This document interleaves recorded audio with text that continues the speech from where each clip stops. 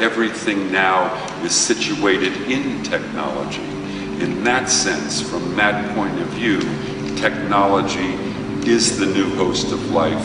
Technology is the environment of life. It's something that we've created, but like Frankenstein, it has a life of its own. For me, technology is like an ontological earthquake.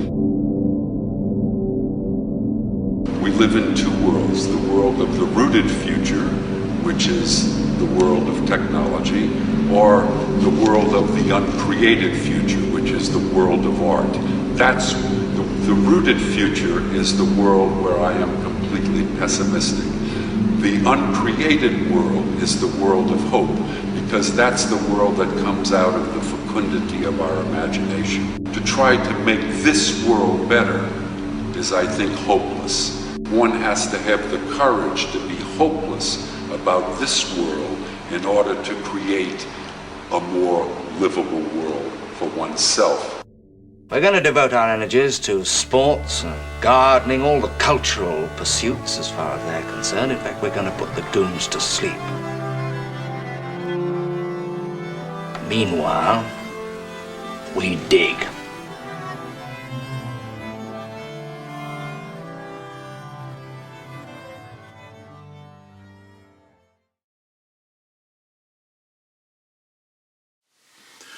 Okay, so this is the second part of our February Q&A for the Anadromist. This is Byrne Power coming to you from Tbilisi, Georgia.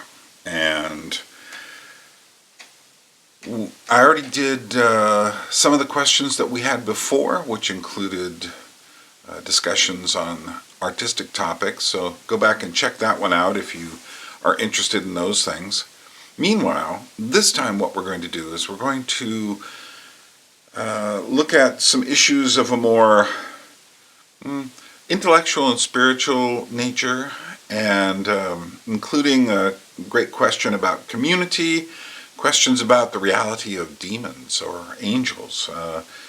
Also, how do we live in an age of where we have so much access to social media, so I can put this video out there and people can respond to it, and there's the temptation to think you're really connecting to people, but what you're really connecting with is right there. It's the screen. And while that's a good thing if you're engaging with what I'm saying, it's not a good thing in the long run if that's all you have, any more than, well, if all your human relationships in life are just taking place through screens, you're in trouble. So how do we deal with that? Well, we'll deal with the difference between real world conversations and some of the good stuff we're finding online. So without any further ado, let's get into some questions. Julian asked the following question. Any practical advice about how to find a real community, connect with people who think very differently than you do? I increasingly feel alienated from people around me because there doesn't seem to be a lot of common ground. I'm certain this is a problem of pride on my end, but I would really appreciate some of your advice if this is something you've struggled with as well. Yes, Julian, it is something I've struggled with as well. Where to start? Well, first of all, we've got two issues here. One is your own development intellectually and what you love to talk about and how you like to relate to people. The second one is the notion of community. And, sorry, what am I doing? This thing is just eating me up. Well, first of all, community is a really tough thing to define. I would look at community as being this: the people you live with who aren't all the same, but they fulfill all the different tasks of a small social grouping. And that small social grouping can be, it should include practical details, It should include a variety of types of people. It should include many, many different types of individuals. Thus, online communities are not really communities. And you can tell this because, like right now, I'm living in Tbilisi, Georgia. And I have certainly received much benefit from the people I have met through this process on YouTube. Does that mean I'm in community with them? Only in small fractional ways. If I were to walk outside right now, I live on a very windy, bumpy road. Let me show you a photo of it with the ground. And if I were to trip, and if I were to injure myself, there's nothing you could do. You're not in that kind of community with me. However, there are people around here who are. I consider those to be the people in my community. So there's been a tendency of the media over the years to talk about, we talk about the black community. It's kind of big, especially in America. So, how are you in community with everyone whose skin color is the same as yours? The gay community, ditto. The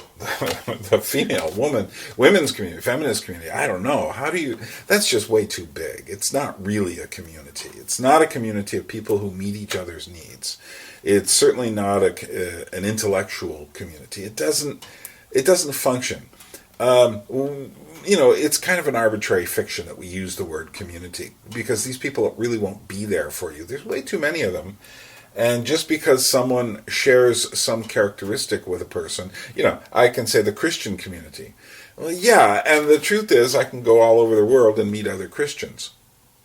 And at the same time, that doesn't mean I'm really that connected with all of them. On some level I am, but on another level it's much too big, which is why we have churches. The church is really your community. So,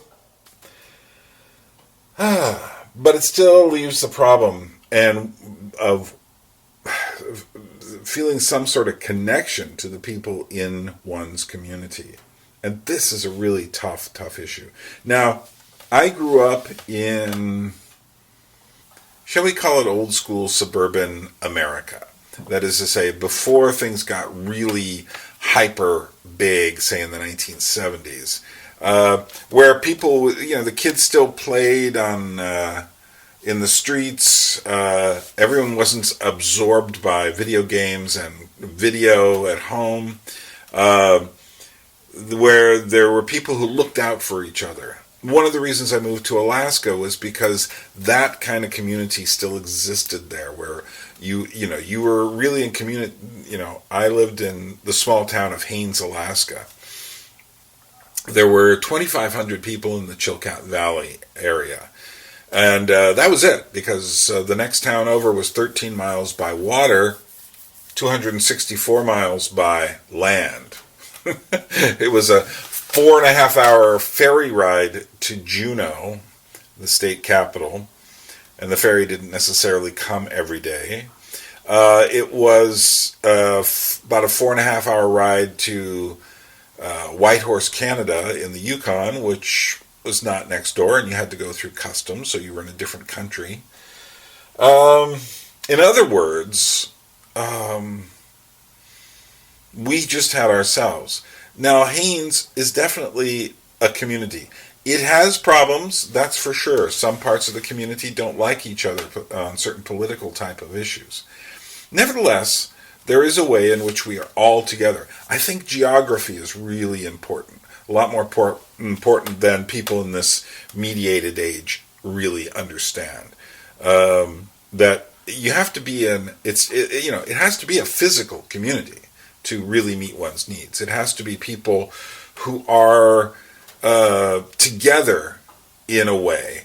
Now, I have lived in different kinds of communities. I'll come back to Alaska in a minute, but I've lived in different kinds of communities. I grew up in, like I say, traditional suburban America. it wasn't really, it was in California, it wasn't really the best type of community because it was like atomized houses. People didn't really know each other. People didn't really look out for each other that much anymore. There was a sense of that we were at the end of a dream.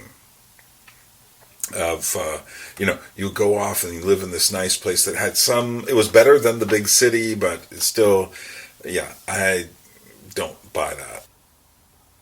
I went to a high school with more than 2,000 students.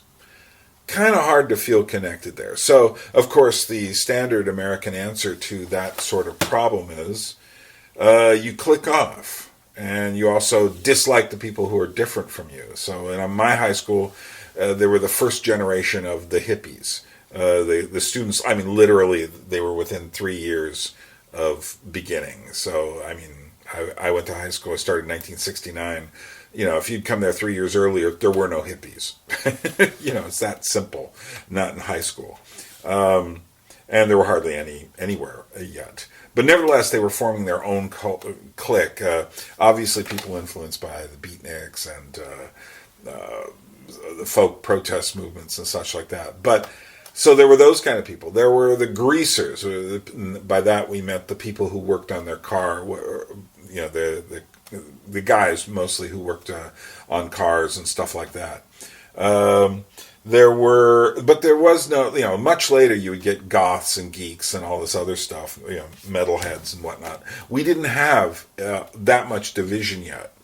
But nevertheless, it felt, and I became a Christian at high school through the Jesus movement. Now, the Jesus movement was my first exposure to communities. And we had Christian communes. So I learned something about the communal life there. And I can tell you, there were lots of problems with our communes. One of them is, either you are going to have authority or you're not.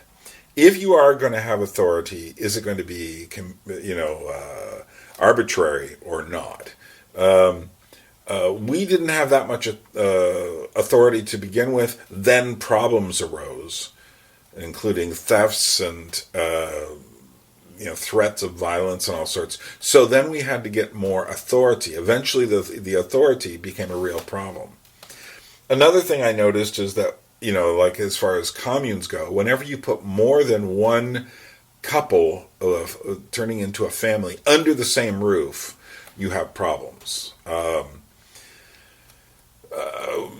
And there was a tendency with us to develop groupthink. Eventually, our group started to become cult-like, and if not genuinely a cult. So, what is the answer to that question? You need more freedom. I tried, when I lived in New York City, for instance, to spend more time talking with friends and such. But the city itself militates against human interaction. That is to say, especially a city like New York is so opposed to, for instance, people coming there and spending a long time. You can't have the greater forms of community without long-term commitment geographically. That is to say, people who are passing through, I don't know how many people I've got as Facebook friends who passed through New York, passed through Alaska, I met on the road, friends I used to know in California. It's kind of strange how much of that there is. And, not to mention the people who just wanted to be my friend. It's just we live in such a strange world. The car really ruins. It's amazing how much the car ruins communities. You think of the suburb in North America where you can drive in to your suburban house, click the remote as you're driving in, pull into your carport, garage, whatever, and then close the door behind you, and you never have to see people around you. That just kills communities. Communities thrive on temporary interactions. One of the things I loved about Alaska is if I went on a vacation, if I spent 2 months in Europe trying to record puppet interviews, and I came back, everyone knew when I left and everyone knew when I was there. So I would go to the post office And this woman, Adrian, would say, how was your trip, Byrne? If I go to the grocery store, Doug would say to me, how was, your vacation? What did you see? And even if they didn't, nevertheless, there was just this sense that we're all in this together. You need that for a community. Now, one of the things I really missed in Alaska was intellectual dialogue. It was great for just, people would take you out on a boat and you could go fishing. It was great for taking a hike with someone. It was great for getting together with dinner with friends. It was not so good in intellectual discussion. I had probably better intellectual discussions in New York. The problem in New York was it was really bad for community. Unless you lived in some small neighborhood in New York and spent your life there. But even then, you can see other problems arising from that kind of life. So, one of the places where I found the best sense of intellectual community was when I went to L'Abri in Switzerland. And I spent about a year in the area, and that was so good. People always talking to each other, people from all over, not only North America, but Australia, occasionally Asia, met even a few Africans there. Europe, certainly, although I would say North America predominated, people coming there. But the great thing was, and remains, every time I go to visit there, I have very good conversations. It remains a certain kind of honesty. People come there because they have honest questions about things. Now, they can be intellectual questions, but they can also be just personal life questions. The real problem with L'Abri is it gets so good that when you go back, we would have a thing, I called it post-L'Abri stress syndrome. And what that meant is that you're going to be wanting to have these great conversations with people when you go back to your community, your church, whatever, and you're not going to have it. And I think people are finding something similar on online communities today. And in fact, that leads me to my next question by Laura Giles. And Laura writes, so I have found real intellectual stimulation on the web that is not available via my community or even my graduate school experience. How do I balance my hunger for these connections without becoming a tech addict? Very good question. It is a strange paradox to want to live in an authentic community dialogue with others, but only see the topics I want to see discussed on the web. Have you continued to find that a possibility in Georgia? There are two things going on here. One relates to Georgia, one relates to how do we live without becoming addicted to these processes of technology. Well, first of all, and this relates to what happened at L'Abri. Now, the big difference at L'Abri is it isn't tech at all. So you actually do learn to talk to people. And I highly recommend anyone watching this, L'Abri is still active, and I highly recommend the Swiss L'Abri. You go to Switzerland, you take this bus ride up the side of 3,000 feet up the mountain or so, just your breath is taken away. You got questions, other people have questions, they've gone through the same experience, and you talk. And you compare notes about life, and it's really fascinating. And like I say, the real problem is then you go back. Now, if you just go to L'Abri for a week, why would you go for a weekend? Even a couple of weeks, you don't get it. You have to go there and spend some time there, and that would be at least a couple of months to begin with, and as long as possible would be my feeling. And because of the Swiss rules, you can't stay there. You could, it's just very difficult. You can spend a few months there, but you cannot live there. Mego. Hi, Mego. You want to be a part of the discussion? The problem with you, Mego, is I really can't discuss much with you. You haven't got good conversational skills. But you are friendly. That's why he's Mego. Mego means Megobari, which means friend in Georgian. So that's Mego. Anyway, enough of you. You just stay there and get the remainder of the heat from the heater here. So anyway, sorry for the interruption. Had to happen. But the point is this. How to bring these things into real life. Now, there's been some very interesting dialogue on online communities. And I can see from my own who's responding to me, that I've got people from England, I've got people from, I think, I know I've got at least someone from, Slovakia, maybe. I've got someone, no, maybe Slovenia, I think. Anyway, I've got Slavs, I've got English, I've got, at least one person from the Netherlands, I've got men, I've got women, I've got a variety of people talking to me. It'd be great if we were all in the same room together, because then it gets real, you see. A lot of times these short questions and answers back and forth don't really answer the questions.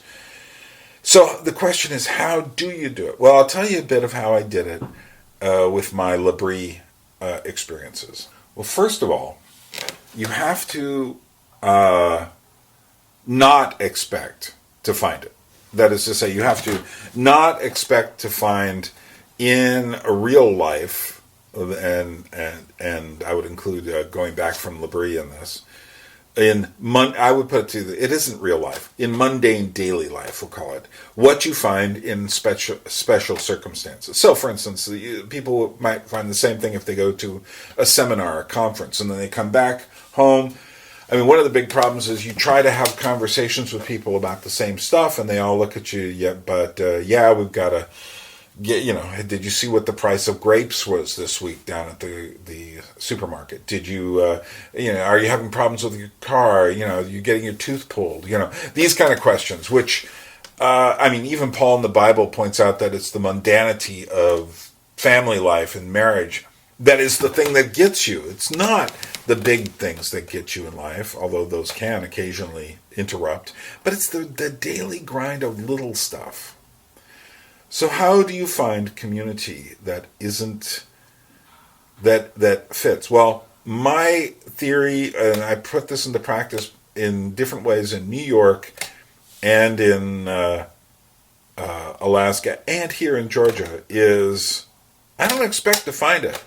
So I'm glad for what I find. I start to create it. That is to say, I look around, see who's in the neighborhood, who's here, who can I talk to, and then I start to say, just to feel out who people are. Now, this takes years. You can't go and say, let's start, Paul Vanderklay has his meetups where he started this talking about Jordan Peterson things, which led to a lot of very interesting conversations. And those meetups for him are in many ways more interesting than what's going on he's a pastor of a church, than what's going on in this church. Why? Well, churches are hospitals for sinners, and a lot of the people there are there because they recognize they're defective. Also, they want comfort. Wanting comfort is not a good situation for people who want to have really great intellectual discussions. Wanting protection is not a great scenario for people who want to have great intellectual discussions. However, I have found that I could have discussions in New York, and sometimes in New York what I was working against was just the nihilism of the counterculture and the nihilism of the art world and such. Nevertheless, I could find a way into a discussion and invite people over. Some of the best times I had in New York is when I invited people from really disparate backgrounds together for dinners.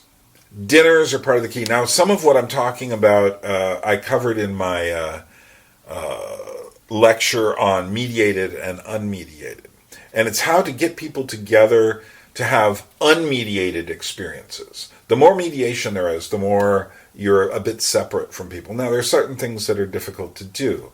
Most people these days can't provide music for people. So they have music playing in the background when people come over. That's good as long as it's well-considered music and not just the drone of some kind of pop music. That would kill things rather than, aid it. So in Alaska, what I would do is I would invite people over for dinner. And actually, I got to the point in Alaska where all these guides, who tend to be the kind of people who are semi-nomadic, they want to go to Costa Rica and Thailand, they're very much, like following the old remnants of the hippie trail and stuff. Not exactly the kind of people who are, pickled in Solzhenitsyn, They're not like sitting there wrestling with philosophers. They're not wrestling with history. They're not, those kind of people. Nevertheless, I got them really interested in music and film history, and because I have a lot of my library is, as I have pointed out, quite big. I could just turn on a dime and we could discuss or do anything. Sometimes I'd just say, well, what do you want to hear? And someone would throw out something. I'd say, okay, let's follow that. And I'd get out a bunch of stuff and I'd say, let's start listening to music, or let's watch some short clips and videos and whatnot. And I had amazing, this went on year after year in Alaska with just these guides. Every year there'd be one or two of these sessions. And after a while, the guides who had been there before would all say, Byrne, when are you going to have another music night? When are you going to, and so they look forward to that. People are actually hungry for real discussion. But the party mentality kind of gets in the way. And you can't do it, they would always be having like at least weekly get-together beer drinking parties and such. And I would go to once in a while, I would go to those. Because the point is they would just be sitting there talking about the river, which I enjoy talking about, but not all the time. And anyway, so part of it is looking for people you can start to form a smaller community with. Now, Julian, I know your situation is you have a stricter community, and that community has its rules. So how do you find a way to talk and have free discussion within that? It can be done, and it has to be done carefully. I don't know the answer to that question, but I do know this. There are ways, there are places that do allow more open conversation. One of the problems with that is some of those places that allow open conversation, it can kill one's faith just to bump into all these other people. Julian, I know your situation is difficult. I don't have an exact answer. Should you leave your community or not? Leaving would provoke all sorts of other issues, and you might find people you can talk with more, but where would you go? My feeling is this. If you really feel and this is for anyone, if you feel you have to go somewhere where people are having a different kind of conversation, if you want to take part in a different kind of community, it's okay to go. But you have to realize much of what you're seeing from a distance, you're not seeing correctly. That is, say, someone else's world. Someone may say, we have a great church here, or we have a great community here, we have great discussions, but you're still not seeing the full picture. So go visit other people, see how they live, think about things, ponder these things. And my feeling is how can you bring things back to your community? Now, part of the reason I left Alaska is I kind of felt I'd gone as far as I could go. I had been teaching homeschool students music history and film and media history and such.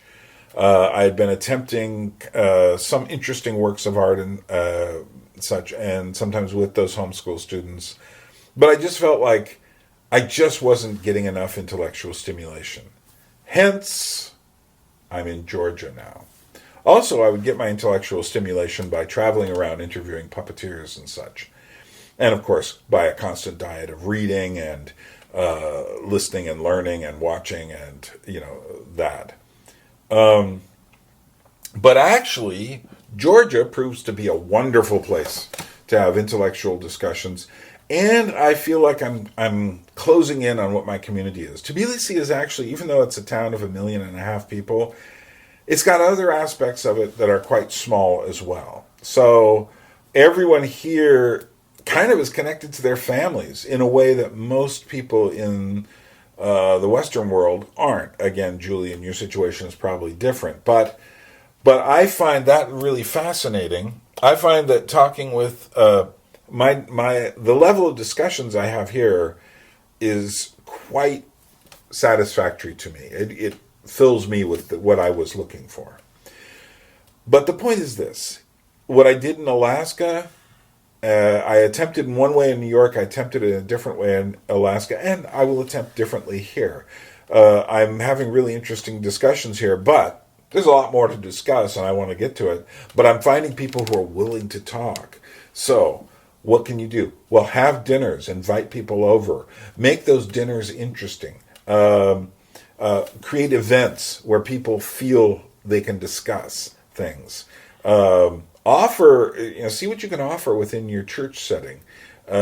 Sometimes you can get away with stuff, other times you can't. But if you can get away with interesting things, do so. So I'm going to leave the community discussion there. But the main point is this, and this is for you, Laura.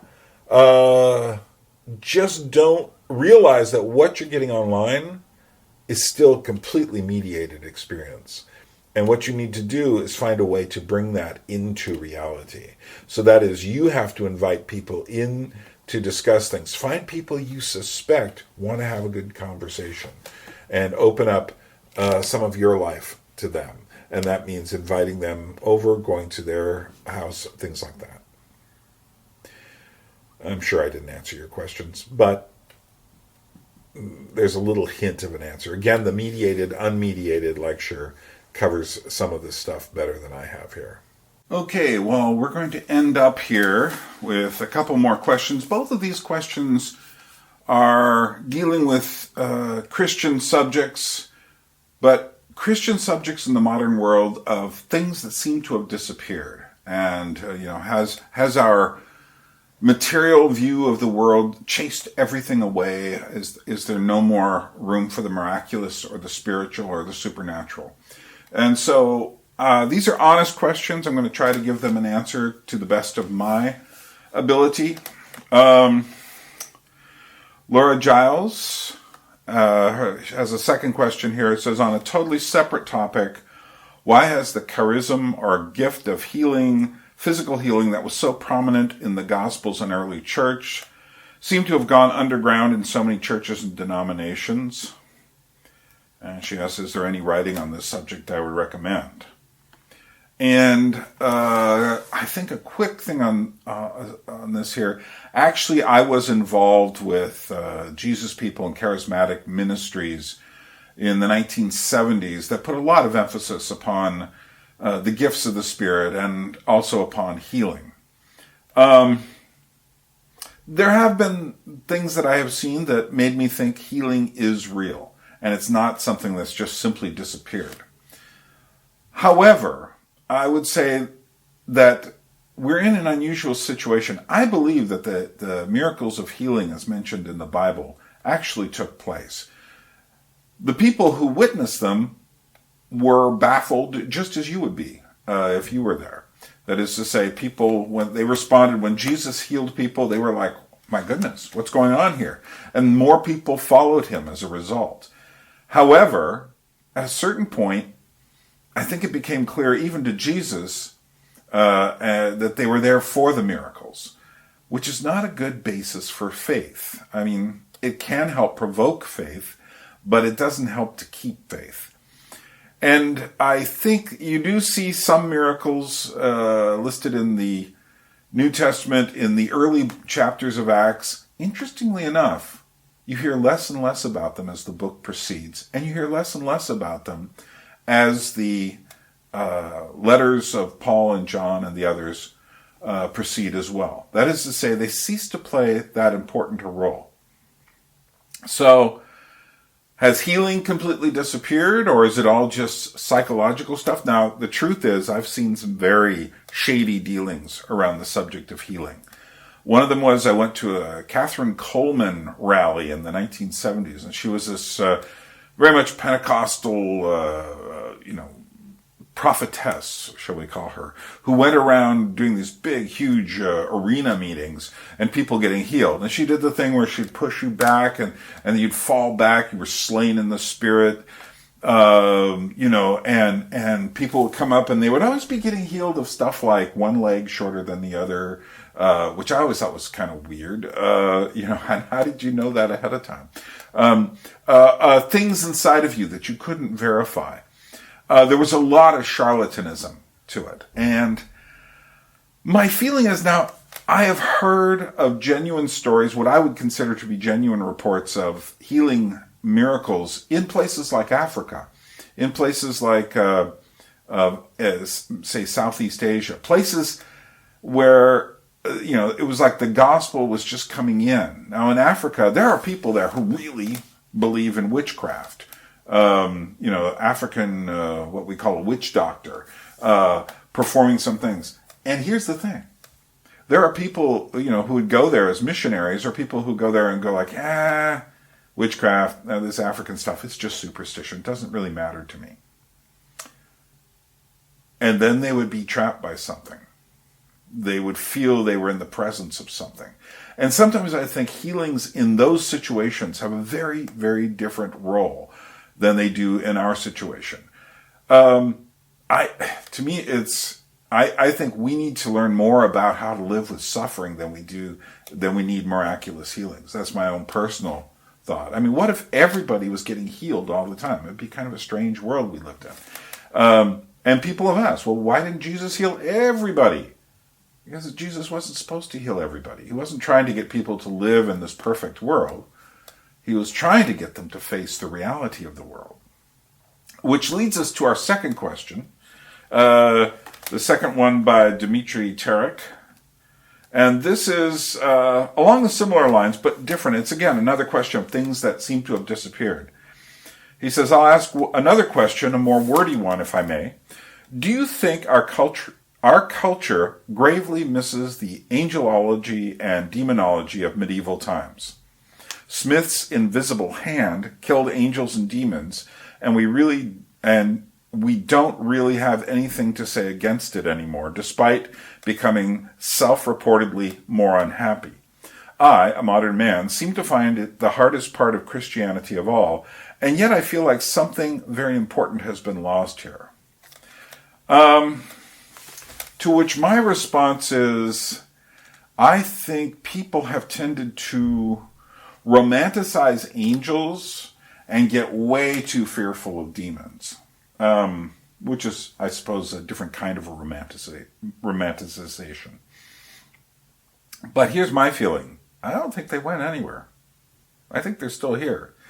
But what it is I think that people's conceptions of them are, shall we say, very shallow. Angels don't show up all the time in the Bible. Anyone who thinks they did wasn't reading very carefully. When they do, they often show up, particularly in the Old Testament, as just people. They're people who are very special people who show up somewhere. They usually have either a message to give, or they are essentially kind of hidden in who they are.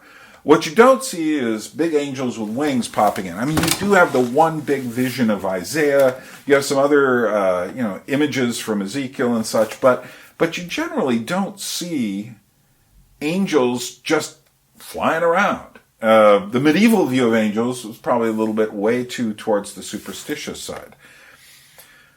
But here's the thing. I think angels do exist, not in the way we generally think of them. That is to say, they're not fluttering above us with wings in that sense. I think the wings are some sort of metaphor, obviously. However, that isn't to say that occasionally, well, here's the thing. The modern world sees just material reality, period. End of story.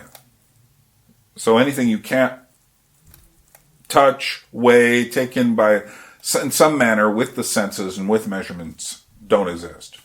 And I've talked about this in my essay on time, where our relationship to anything spiritual, anything meaningful, anything truthful, all takes place in time. It doesn't take place in things. That is to say, and our relationship to the things, and I'm a thing, and yet it is in time that you know me. You don't know me as a spatial image, like a freeze frame in a camera. So the spiritual world, I think, is still there. But it has reasons for being there that, for instance, one of the interesting things, I said the modern world has seen that all there is matter. The postmodern world, however, is a different story altogether. there's this whole notion of string theory, which I don't know if there's much truth to it, but it certainly brings up the notion of other dimensions. And if there are other dimensions, we're back in business with that kind of spiritual world. But here's the point.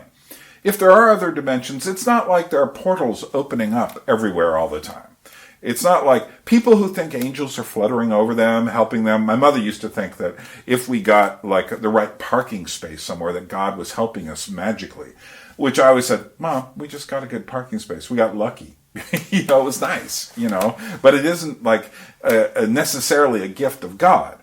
I'm sure there are some people out there who go like, oh, but you don't know that one time. It was just in the nick of time. I can't claim to think that God doesn't, occasionally move something around, but I would tend to think that was really the exception, and most of us don't have the exceptional needs. That is to say, and this is the same thing with demons as well. I do believe there are demons. And part of the reason I believe there are demons is because I've experienced a few things in my life that really make me think, ooh, there's something here that's way beyond human evil. There was one story I can tell you that I was there for, was when I was around 16, 17 years old, 16. It was the summer of 1967. I was still in high school, but I spent a couple of weeks on this Jesus People commune that was near where I lived. And one day, now I wasn't here for the beginning of the story, but everyone told me the same thing. And the medical people told me the same thing as well. One day this guy, he was a black man. He came from Oakland, California. We were about 40 miles away. Walked into the commune. Okay, first of all, he was in a trance. Now, let me just put it to you this way. The idea that a guy who was in, and by his own say-so, it was some sort of weird, he'd been pickled in drugs, but also pickled in occultism. He'd worked himself into some sort of strange hallucinatory state. He was just traveling. I think he had been hitchhiking. He got off and started wandering. Now, we were nowhere near the road. That is to say, there's the center of the town of Petaluma. We were from just to get to the center of Petaluma, you had to walk about 3 or 4 miles, about 5 or 6 kilometers from the highway to the center of town.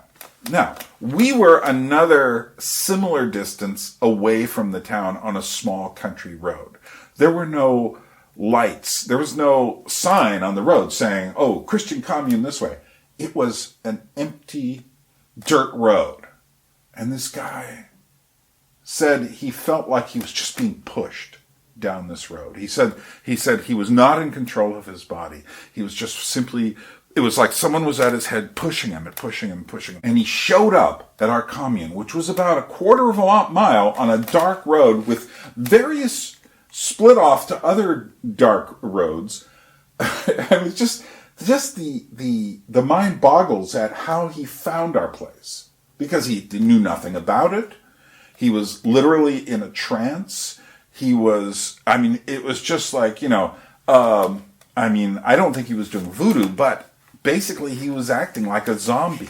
So much so that when he suddenly walks into this opening, we had several buildings. We had the main house and a barn, and then another smaller shed or two, and cars. But there were people sitting around, and they were outside. There was probably about 25 people there.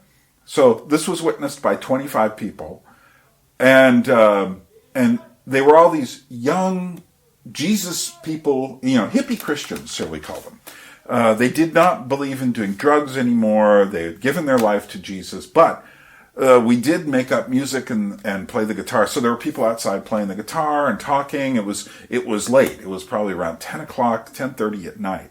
I was on the way in. I showed up at 11 o'clock. I had hitchhiked and gotten out there. It wasn't an easy place to get to. But nevertheless, this guy shows up around 10:30. And these guys, being like these kind of like gung-ho Christian believers, saw this guy. The guy just looked crazy. So imagine, there's like an Asian guy there, and there's like another half-black guy there. It's not like we're all just like white. We don't look like normal Christians. We look like these wild and woolly Jesus people, which is what we were. And this guy walks in, but he looks like he's like zombified. And one of the Christians just kind of like says, we've been reading different things in the Bible, and the guy just turns to the guy, and he looks so frightening to him. He just turns to him and says, "I rebuke you in the name of Jesus." And the guy just falls over.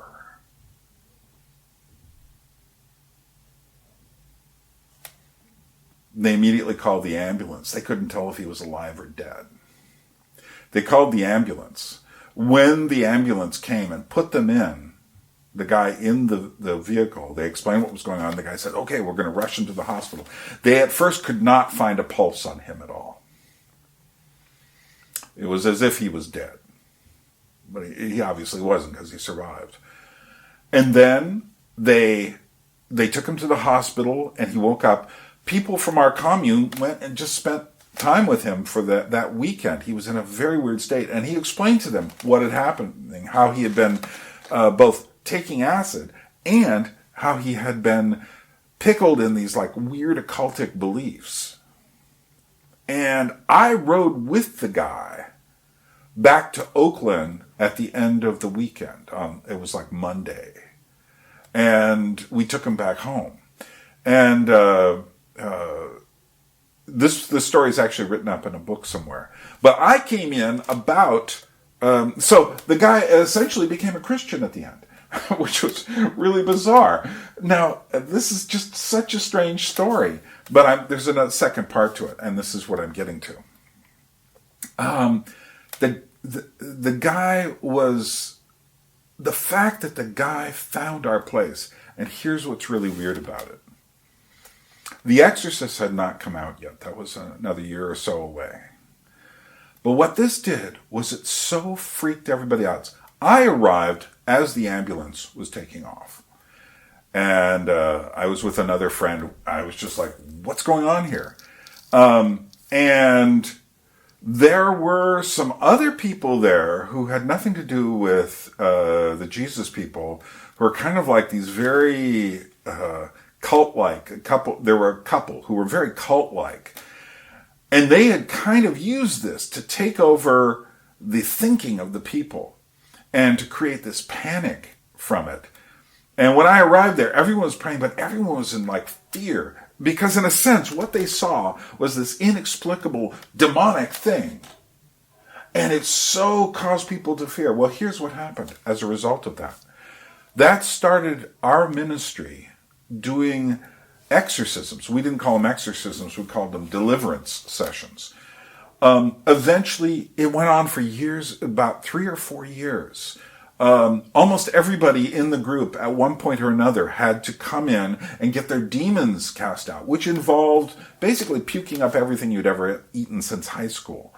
In 1975, I believe it was, they finally got to me. And I finally had to go through one of these sessions myself. And they stopped it. I was one of the last ones. And they stopped it shortly after mine, because there was another group related to us who was doing the same thing. And they were like in the front page of the newspapers. And of course I said to myself, oh, why couldn't they have waited? I didn't want to go through this. But maybe it was important that I went through this for this story here. But here's the thing. The effect of that one guy upon our group and upon other groups besides ours was so strong that it chilled us and made us paranoid about demons, which is not a good thing. And it was a very interesting period of time, this Jesus people in America in the early 1970s. I mean, sometimes people talk about Jesus people later, but it kind of stops around 73, 74.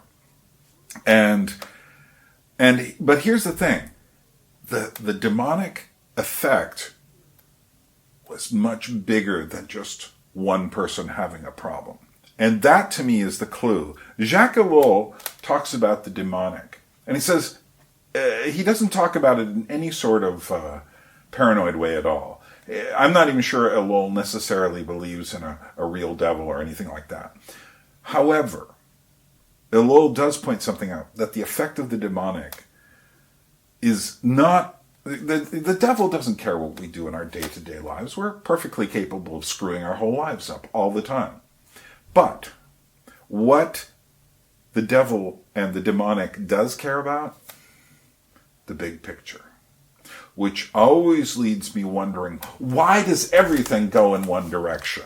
And the direction is, well, you could say it's towards the entropic chaos, or you could say it's that communication breaks down, or you could say that there's a lack of understanding, or more propaganda, or it's just like we get out of the 20th century. I mean, it's strange. In New York City, I'm going to talk about this eventually on another video when I talk about how we got to where we are. But when the Cold War ended, interestingly enough, it wasn't a period of rejoicing for anybody. I mean, there was that moment on the Berlin Wall or the Velvet Revolution. But in America, people were like, whatever, Cold War's over, or whatever. And because they had already found new enemies, and those enemies are the ones that are fighting today. They're the ones that are the left and right of today. Those enemies had already made themselves very well known, so that no one cared anymore about losing the old enemy. That's, to me, it's kind of like the devil is someone changing the course of the river, damming up certain parts and pushing the water a certain way. And I believe that there really is a demonic. It isn't, I wouldn't go looking for it either. That is to say, because in my own experience, if you look for it, you're going to find something. We may not know exactly how to classify it, but there is real darkness, and darkness that goes beyond what human beings are capable of. Something pushing us in certain ways. That's the story of what this guy's name is, Harry Johnson. That's the story that, to me, the Harry Johnson story explains. So, have we gotten to a point where there are no more angels or demons? Don't think so. I mean, look at the way things just keep moving. I think there is a battle, but it is a battle. The devil is called in the Bible the prince and power of the air. Well, now the air comes to us through our phones and comes to us through our media. It's floating through us. Why does the devil need to worry about me? The devil needs to worry about, the thing, the flow. And so I would argue that there really is a spiritual battle. But most of us aren't even spiritual enough to take part in it, and wouldn't see it if it came and bit us, and I would include myself in that. It's just like, it's so easy just to go along day-to-day life. And in a way, the medieval person, though very superstitious in many ways, however, was more aware that there was some influence coming from somewhere beyond. We are so stupid that we think that we conjure up everything ourselves, that there is no outside influence. And one thing I've tried to do very strongly is to show you, hey, there's plenty of outside influence. You don't do what you do because you choose it all the time. You do what you do because there is pressure coming from somewhere else.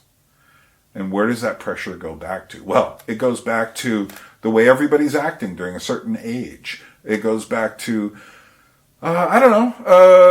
propaganda. It goes back beyond that. And I'm not talking conspiracy theories. I'm just talking about the general flow of things. And that isn't to say that everything has to always move the same way. And I find this period to be an interesting period. And I think there are periods where there's more freedom or more possibilities. Possibilities open up. Because one thing is, the devil is not omnipotent, so that, just because things flow a certain way, well, that's why I call this the Anadromous life. We can always swim against the stream. So, Let's bring this to a conclusion, shall we? Well, that wraps up February's questions. You may have questions of your own. Don't put them below in the comment section of this, because it'll be at least a month before I get to the next round of questions. Wait until I give a call for more questions. I'm still not doing live feeds yet, so wait until I get to the next round of questions and then ask. And in a way, it's tougher when you do live things. I've noticed people, if you get too many people, nobody gets a good shot on their questions. So maybe this is better, to have people simply putting down their comments when I give the call for questions and comments. Meanwhile, you can comment on any of these questions. Just don't expect me to answer your question the way I would on this sort of format. Meanwhile, we do have more coming up for you, and I will eventually get to another How We Got Here, and I've got some other stuff up my sleeve. Sorry if I've been a little slow on these videos. Things just happen, slow down, speed up. Sometimes, so now you're going to get 2 in a week, whereas went through a drought of a week or 2 without them. Hey, live with it. This is Byrne reminding you to live the Anadromous life, which means swimming against the stream. I keep doing this thing. Why do I do this? I don't know, it's kind of fun. Is this a fish? Yeah, it is symbolically. See you later. A people without history is not redeemed from time. For history is a pattern of timeless moments.